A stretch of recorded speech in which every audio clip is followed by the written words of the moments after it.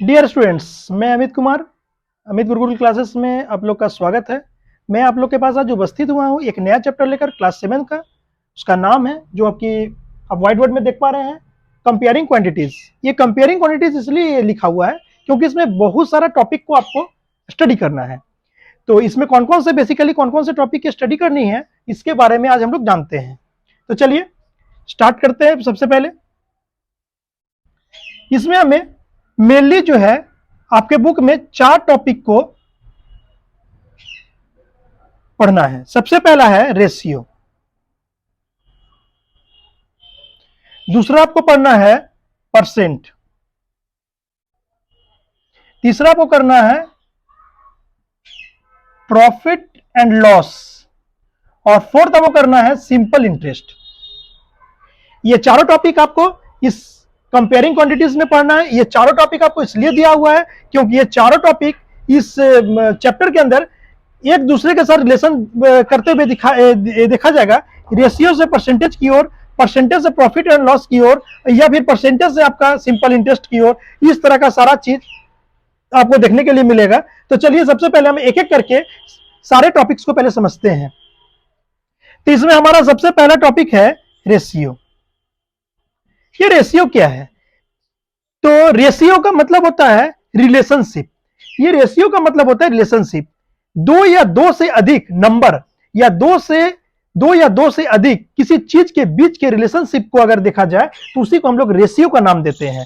Ratio दूसरे रूप में अनदर नेम ऑफ फ्रैक्शन भी है, लेकिन उसमें कौन सा फ्रैक्शन को नहीं लिया जाता है? उसमें मिक्स्ड फ्रैक्शन को नहीं लिया जा सकता है। बाकी प्रॉपर फ्रैक्शन और इम्प्रॉपर फ्रैक्शन दोनों जो है रेशियो का एक पार्ट हो सकता है या रेशियो हो सकता है। जैसे कि आप देखिए, मैंने अपने पिछले क्लास में आपको फ्रैक्शन समझाया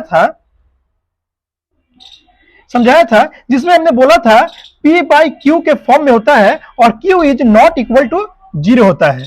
ये देख लिए। लेकिन रेशियो में सेम वही चीज होगा, लेकिन लिखने का ये जो सिंबल है रेशियो का, इसको देकर लिखेंगे और इसमें भी Q 0 नहीं होगा। बात आप लोग समझ रहे हैं कि इसमें P बाई Q के फॉर्म में तो है, लेकिन उस फॉर्म को बस इस रेशियो के सिंबल में चेंज कर दिया गया है। अब देखिए, मैं आपको कैसे बताया कि ये प्रॉपर भी हो सकता है, इम्प्रॉपर भी हो सकता है। देखिए, एज एग्जाम्पल आप इसको क्या कर सकते हैं। जैसे मान लीजिए 3:5 है और एक जगह लिखा हुआ है 5:3। अब देखिए, ये 3:5 है, तो देखिए ये छोटा है, ये बड़ा है। इसका मतलब आप इसको कैसे लिख सकते हैं? 3/5, और इसको कैसे लिख सकते हैं? 5/3। अब आपको खुद पता चल रहा होगा कौन सा प्रॉपर है, कौन सा इम्प्रॉपर है, बिकॉज हमने पिछला चैप्टर में इसे पूरी अच्छी तरह से क्लियर किया था। तो तब तक आप इसे समझिए। रेशियो को इस फॉर्म में लिखा जाता है, और भी जो चीज है वो सारा चीज जब हम लोग प्रॉब्लम सॉल्विंग क्लास में आएंगे तो वहां और ज्यादा क्लियर होगा। तो पहले हम लोग बस इतना ही समझते हैं। और आप ये सोच रहे हो कि ये रेशियो आया कहां से, नाम कहां से है? तो देखिए, ये रेशियो भी एक लैटिन वर्ड है। ये लैटिन से ही आया है, और लैटिन से ही रेशियो का एक्चुअली मतलब होता है। रेशियो का लैटिन वर्ड से जो रेशियो लिया गया, उसका एक्चुअली मतलब होता है कैलकुलेशन। उसका एक्चुअल मतलब होता है कैलकुलेशन। तो लैटिन वर्ड में कैलकुलेशन मतलब रेशियो कहा जाता था। तो चलिए हम लोग सेकंड टॉपिक की ओर चलते हैं। सेकंड टॉपिक में आपको है पढ़ना परसेंट। चलिए हम इसको इरेज करते हैं।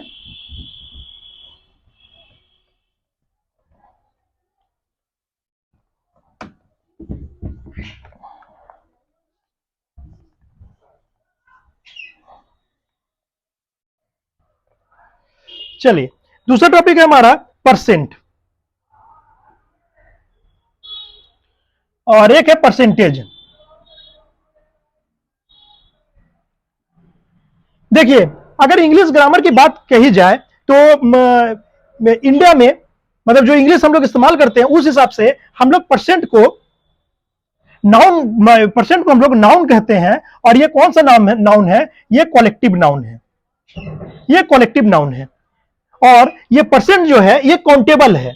परसेंटेज जो है ये काउंटेबल है। मतलब परसेंट को हम 1 से लेके 100% तक कर सकते हैं। लेकिन ये परसेंटेज ये परसेंटेज जो है अनकाउंटेबल है, बिकॉज परसेंटेज कितना भी हो सकता है, 100% भी हो सकता है, 200% भी हो सकता है, 300% भी हो सकता है, कितना परसेंटेज भी हो सकता है, लेकिन ये परसेंटेज का एक पार्ट है परसेंट। आप परसेंटेज में से परसेंट को आप निकाल सकते हैं। मान लीजिए कि 300% है, उसमें से अगर कोई आपको बोल दिया 50% निकालने के लिए, तो देखिए वो जो 50% निकालने का बाद जो बोल रहा है वही ये परसेंट है।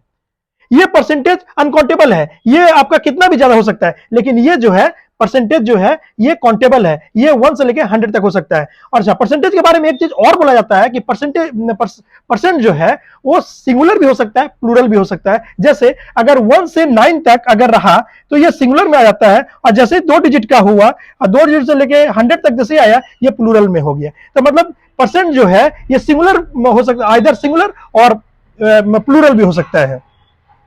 लेकिन अगर परसेंट का अगर परसेंटेज की तरफ अगर चलते हैं, और अगर हम लोग अमेरिकन डिक्शनरी या अमेरिकन लैंग्वेज का अगर मतलब इंग्लिश का अगर इस्तेमाल करते हैं, तो ये डायरेक्ट बोलता है कि परसेंट से परसेंटेज होने के लिए ये परसेंटेज जो है ये या तो एडजेक्टिव है या फिर एडवर्ब है। परसेंट का ओरिजिन एक्चुअली में, परसेंट का ओरिजिन क्या है, परसेंट कहां से आया? ये परसेंट एक्चुअली में एक लैटिन फ्रेज से आया है। ये एक लैटिन फ्रेज जिसको लिखा जाता था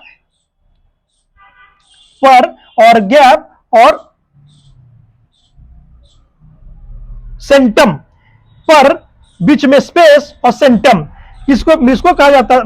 और इसका मतलब होता था, इसका मतलब ये होता था हंड्रेड्स। इसका मतलब क्या होता था? हंड्रेड्स। मतलब हंड्रेड्स का मतलब 1/100 का मतलब अगर पॉइंट में लीजिएगा तो 0.01 ऐसे लिखा जाता है। और इसका अगर सिंबल अगर देखा जाए क्या होता है, इसका सिंबल होता है ये, इसको इस सिंबल से दिखाया जा सकता है। लेकिन आप कहिएगा कि ये परसेंटम अचानक से परसेंट कैसे हुआ, तो इसके बारे में भी है कि जब लैटिन लैंग्वेज पर जब इंग्लिश का इंपैक्ट देखने को मिला लगभग 16th सेंचुरी में, 16th सेंचुरी से जब इंग्लिश का इंपैक्ट देखने को मिला, तब ये परसेंटम अचानक से बदलकर परसेंट का रूप ले लिया। और ये परसेंट का मतलब ये होता है 100 तक की का मतलब परसेंट निकालना, जो सिंबल ये होता है, और 100th पार्ट इसका होता है 0.01। यहां तक आप इसको समझ चुके होंगे।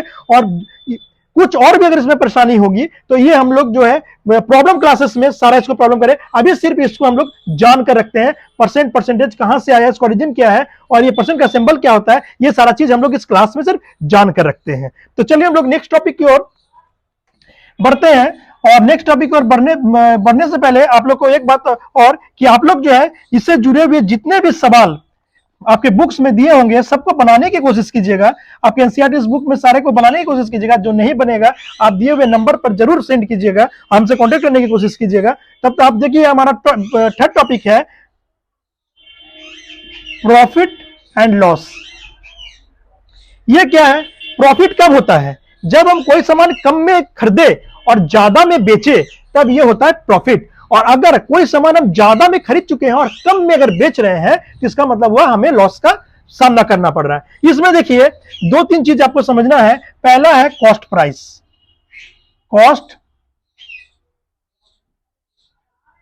कॉस्ट प्राइस जिसको हम लोग सीपी कहते हैं। जिस चीज में हम लोग जितने मूल्य पर जिस चीज को हम लोग खरीदते हैं। इसके बाद है सेलिंग प्राइस, मतलब एसपी, मतलब जितने रुपए में उस सामान को हम बेच रहे हैं। अब देखिए प्रॉफिट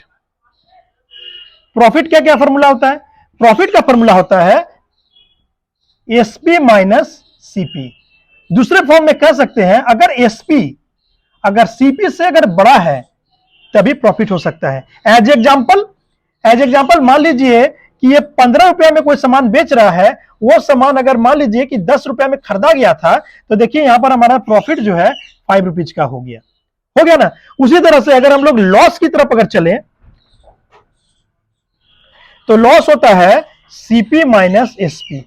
इसका आप समझ लीजिए कि जब सीपी ग्रेटर देन जब एसपी होगा तब ऐसा कंडीशन होगा। तो इसको बस उलट दीजिए। मान लीजिए कि 10 रुपए में आपने कोई सामान खरीदा है और उसको आप 5 रुपए में उस सामान को आप बेच रहे हो, तो इसका मतलब क्या हुआ कि देखिए एसपी आपका कम गया। इसका मतलब है कि आप जो है 5 रुपए के लॉस पर हो। बस ये 2 फॉर्मूला आपको याद रखना है। प्रॉफिट और लॉस के लिए बाकी आपके एक्सरसाइज में सारा क्वेश्चंस बनेगा, और जो नहीं बनेगा वो प्रॉब्लम क्लास में हम आपके साथ क्लियर करेंगे।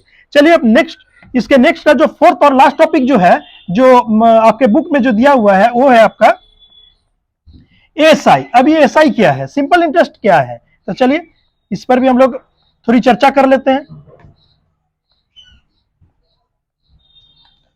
चलिए इस पर भी हम लोग थोड़ी चर्चा कर लेते हैं। एसआई,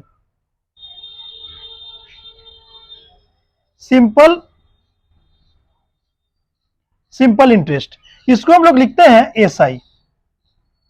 इसमें 4 टॉपिक को आपको ध्यान में रखना, ए, पी, आर एंड टी। चलिए ए फॉर होता है अमाउंट, पी फॉर होता है प्रिंसिपल,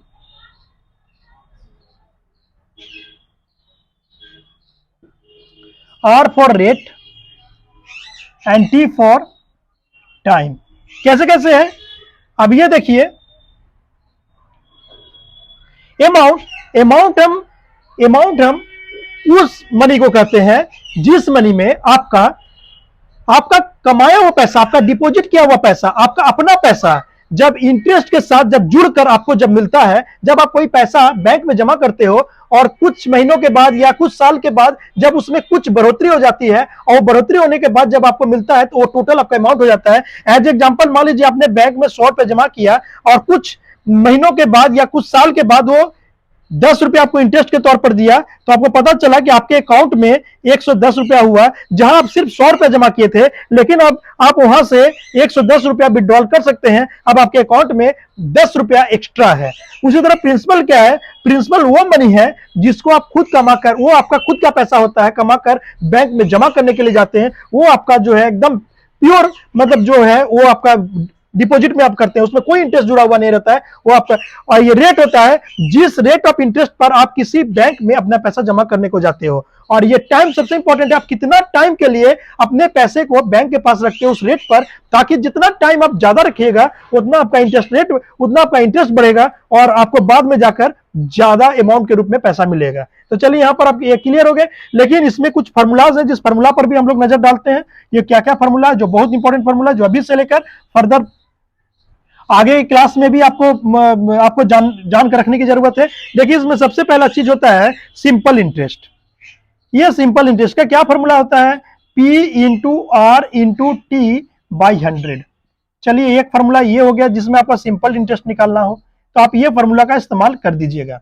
दूसरा, अगर मान लीजिए आपको P निकालना हो तो क्या कीजिएगा, देखिए सारे फॉर्मूला, इसमें जितना फॉर्मूला बनेगा वो सारे फॉर्मूला का मदर यही है, लेकिन इसी में से आपको बनाना है P। तो P आपको यहां से निकालना है, तो देखिए 100 यहाँ डिवाइड में है, तो यहाँ देखिए किस चीज में चला जाएगा, मल्टीप्लाई में चला जाएगा। तो आप इसको ऐसे कीजिए, SI इंटू 100 और डिवाइडेड बाई, देखिए यहाँ पर जो था P को छोड़कर जो बचा हुआ है वो उसको यहाँ पर लिख दीजिए, R इंटू टी। ये देखिए आपका P का फॉर्मूला निकल गया। चलिए उसके बाद थर्ड में आइए, मान लीजिए आपसे कोई आर वो पूछ ले कि आर कितना होगा, तो सिंपल चीज है, simple interest into 100 divided by R छोड़ दीजिए और P इंटू टी यहां पर लिख दीजिए, और ये देखिए आपका आर के लिए भी फॉर्मूला निकल गया। उसी तरीके से आप टी के लिए भी निकाल सकते हैं, टी इक्वल टू हो जाएगा, सिंपल चीज सेम चीज ऊपर रहेगा, SI into 100 divided by T को छोड़ दीजिए, मतलब P इंटू आर यहाँ पर लिख दीजिए, और ये आपका चारों फॉर्मूला कंप्लीट हो गया। आप इससे चारों चीज निकाल सकते हैं। इसमें एक फॉर्मूला और आता है अमाउंट इक्वल टू होता है आपका जमा किया हुआ पैसा और साथ में उसका सिंपल इंटरेस्ट, जब ऐड हो जाता है तो ये अमाउंट बन जाता है, जो आपको हम पहले ही बता चुके हैं एज एग्जांपल, ये हो जाता है। इससे भी आप SI भी निकाल सकते हैं। SI आप इसमें से कैसे निकालेंगे, A माइनस पी हो जाएगा, A माइनस पी हो जाएगा। तो ये देखिए फॉर्मूला इसमें से निकल गया। और मान लीजिए अगर इसमें से अगर P आपको निकालना हो तो P इक्वल टू हो जाएगा A माइनस SI, ये भी एक फार्मूला आपका निकल गया। तो देखिए ये इतने सारे फार्मूला से आप SI को बहुत अच्छी तरह से बना सकते हैं, आपको किसी तरह की कोई परेशानी नहीं आएगी। और अगर परेशानी अगर आती है तो वो सारा आप मेरे नंबर पर भेजिए, और इससे जुड़ा हुआ और जितना भी आप सवाल को, सारे सवाल को आप बनाइए, लेकिन इससे जुड़ा हुआ जो सवाल जो आपको तकलीफ देता हो या तकलीफ दे रहा हो हम सारे इसको डाउट क्लास में लाएंगे, सारे को प्रॉब्लम क्लास में इसको सॉल्व करेंगे आप लोग के साथ। तब तक के लिए आप इस चीज को रिवीजन करते रहिए, अच्छा से पढ़िए, अच्छा से समझिए और स्किप नहीं कीजिएगा। और अगर वीडियो आप लोग को बहुत अच्छा लगता हो या वीडियो आपको बहुत सपोर्ट कर रहा हो, अगर हम आपको समझाने में अगर पूरी तरह से अगर कैपेबल हो पा रहे हो, तो आप लाइक एंड सब्सक्राइब जरूर करें अपने मित्रों में, ताकि मेरा इंकरेजमेंट बढ़े और आपको ज्यादा से ज्यादा समय देकर आपको और नया से नया चीज सिखाने की कोशिश करें। तब तक के लिए बच्चे